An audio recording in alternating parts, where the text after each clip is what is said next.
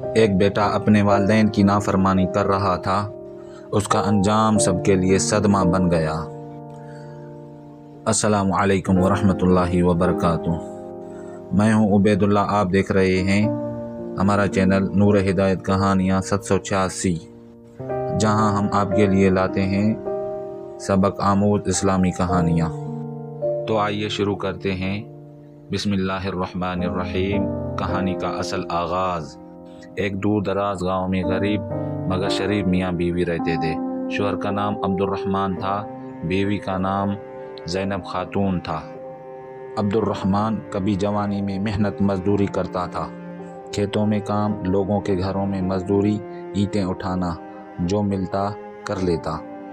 زینب خاتون گھروں میں برتن دھو کر، کپڑے سی کر گھر کا خرچ چلانے میں شوہر کا ہاتھ بٹاتی تھی۔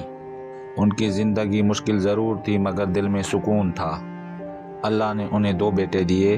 بڑے بیٹے کا نام احمد رکھا گیا اور چھوٹے کا نام کاشف۔ بچپن میں دونوں ایک جیسے تھے مگر جیسے جیسے بڑے ہوئے ان دونوں کے راستے الگ الگ ہونے لگے۔ احمد صبر، نماز اور خدمت۔ احمد بچپن سے ہی نرم دل تھا۔ اگر ماں بیمار ہوتی تو پانی پلاتا، اگر باپ تھکا ہوا آتا تو ان کے پاؤں دباتا۔ مدرسے سے واپس آ کر کہتا، امی آج کا کیا کام ہے؟ زینب خاتون مسکرا کر کہتی، بس بیٹا تھوڑا سا جھاڑو لگا لو، اور احمد خوشی خوشی لگا دیتا۔ وہ فجر کی اذان سنتے ہی اٹھ جاتا، نماز پڑھ کر قرآن کی چند آیات ضرور پڑھتا۔ اکثر اپنے باپ سے کہتا، ابو دعا کیا کریں، میں بڑا ہو کر آپ کو آرام دوں گا۔ عبد الرحمن بیٹے کے سر پر ہاتھ رکھ کر کہتا، بیٹا اللہ تمہیں نیک بنائے۔ کاشف کی غفلتی اور بدتمیزی۔ کاشف شروع میں ٹھیک تھا مگر جب تھوڑا بڑا ہوا تو آوارہ لڑکوں کی صحبت میں پڑ گیا۔ نماز چھوڑ دی، ماں باپ کی بات کاٹنے لگا۔ دیر سے گھر آنا، اونچی آواز میں بولنا، یہی اس کی عادت بن گئی تھی۔ اگر ماں کہتی بیٹا دودھ لے کر آؤ، فوراً جواب دے دیتا، کہتا بعد میں جاتا ہوں۔ باپ کچھ سمجھاتا تو کہتا، ہر وقت ہی نصیحت کرتے رہتے ہو۔ وقت گزرتا گیا، سال گزرتے گئے۔ عبد الرحمن بوڑھے ہو گئے، کمر جھک گئی، آنکھیں کمزور ہو گئیں۔ ایک دن کھیت میں کام کرتے ہوئے گر پڑے، کمر میں شدید درد ہو گیا۔ اس دن کے بعد بستر پر لیٹ گیا۔ زینب خاتون کی آنکھوں کی روشنی بھی کم ہوتی جا رہی تھی۔ اب گھر کی ذمہ داری بیٹوں پر آ گئی۔ احمد کی محنت۔ احمد نے اسکول چھوڑ دیا اور مزدوری کرنا شروع کر دیا۔ کبھی بازار میں بوجھ اٹھاتا، کبھی سبزی بیچتا، کبھی اینٹیں ڈھوتا۔ صبح نکلتا، شام کو تھکا ہارا لوٹتا، مگر سب سے پہلے ماں باپ کے پاس جاتا۔ باپ کو دوا دیتا، ماں کو کھانا کھلاتا۔ اگر ماں کہتی بیٹا تم تھک گئے ہوگے، فوراً مسکرا کر جواب دیتا، کہتا امی آپ کی خدمت میں تھکن ختم ہو جاتی ہے۔ رات کو ماں باپ کے پاس بیٹھ کر کہانیاں سناتا تاکہ ان کا دل بہلا رہے۔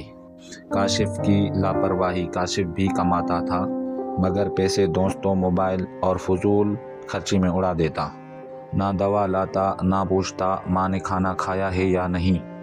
اکثر کہتا بوڑھے آدمی کسی کام کے نہیں۔ ایک دن ماں نے کمزور آواز میں کہا، بیٹا آج طبیعت ٹھیک نہیں۔ کاشف نے منہ بنا کر کہا، مجھے دیر ہو رہی ہے، احمد دیکھ لے گا۔ آزمائش کا وقت۔ ایک رات عبد الرحمن کی حالت بہت خراب ہو گئی۔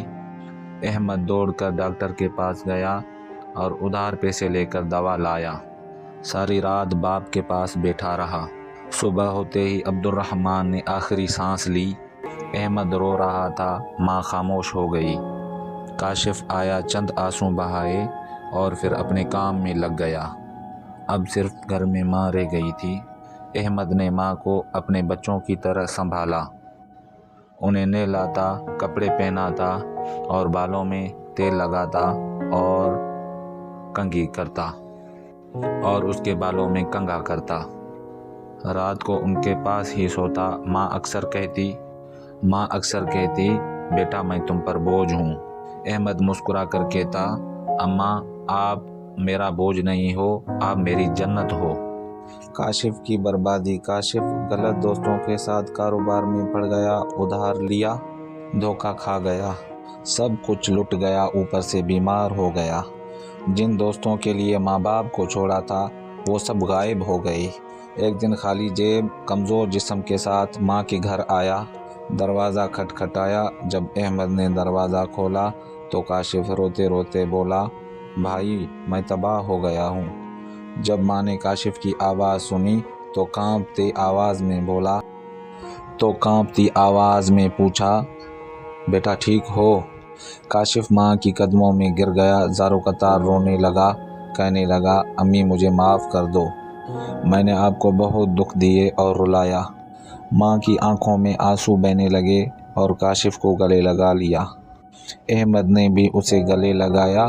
काशिफ सिसकियाँ मार कर रोने लगा, कहने लगा, मुझे अब समझ आया, वालिदैन को दुख देने वाला कभी खुश नहीं रहता। अहमद का बदला। कुछ अरसे बाद अहमद की ईमानदारी और मेहनत देखकर एक ताजिर ने उसे अपने पास रख लिया। आहिस्ता आहिस्ता अहमद आगे बढ़ने लगा, तनख्वाह अच्छी हो गई और घर में सुकून हो गया। माँ हर नमाज के बाद दुआ करती, कहती, या अल्लाह मेरे अहमद को दोनों जहां की कामयाबी अता फरमा। अहमद ने माँ का इलाज करवाया, अच्छा घर लिया और भाई का भी सहारा बना। काशिफ अब खामोश रहता, नमाज पढ़ने लगा, माँ की खिदमत में अहमद का हाथ बटाता। आखिरी सबक। एक दिन माँ ने दोनों बेटों को अपने पास बिठाकर कहा, बेटो याद रखना, जो वालिदैन की खिदमत करता है अल्लाह उसे इज़्ज़त देता है, जो वालिदैन को रुलाता है वक्त उसे रुला देता है। काशिफ की आंखों में आंसू थे क्योंकि वो इस मंज़र से गुज़र चुका था। अहमद ने माँ का हाथ चूमा और कहा, माँ आप बिल्कुल सही फरमा रही हैं। पैगाम, वालिदैन को ज़िंदा पाएँ तो उनके कदमों को थाम लें। उनकी दुआ दुनिया की सबसे बड़ी दौलत है। जन्नत माँ के कदमों तले है और बाप जन्नत का दरवाज़ा है।